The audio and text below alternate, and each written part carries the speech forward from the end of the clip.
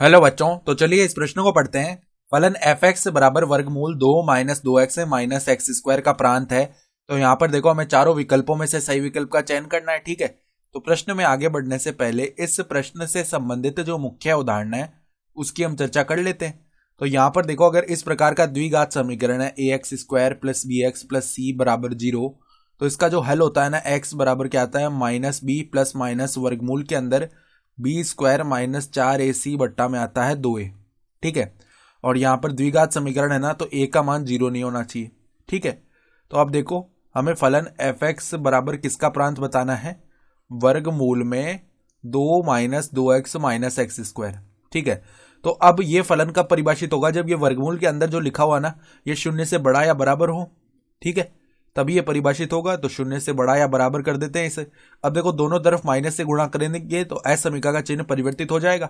यहाँ पर x square plus का 2x माइनस का 2 आ गया, या छोटा या बराबर होगा 0 से। सही है, तो अब देखो, पहले हम क्या करते हैं, जो हमारे पास बाएं पक्ष में द्विघात बहुपद आया ना, इसका हम हल ज्ञात करेंगे, इसको 0 के बराबर रख के। ठीक है, तो एक बार इसको हम 0 के बराबर रखते हैं। X square plus 2x minus 2 बराबर 0। तो यहां से देखो x बराबर क्या आएगा, माइनस का 2 प्लस माइनस वर्गमूल के अंदर 2 का स्क्वायर 4 माइनस में 4 गुणा में a का मान यानी एक्स स्क्वायर का गुणांक 1 है, गुणा में c का मान यानी अचर पद माइनस 2 है।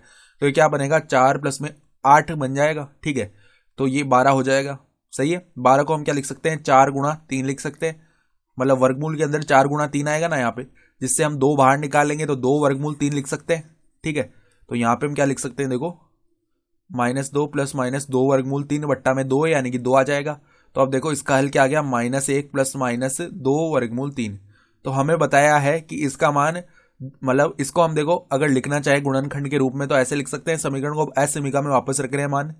तो एक बार तो देखो x माइनस में हम क्या लिख सकते हैं, यहाँ पे 2 आएंगे मान, एक तो माइनस 1 प्लस 2 वर्गमूल 3 और एक माइनस 1 माइनस 2 वर्गमूल 3। ठीक है, तो पहले तो हम देखो प्लस का मान लेते हैं, माइनस 1 प्लस में 2 वर्गमूल 3, ये आ गया।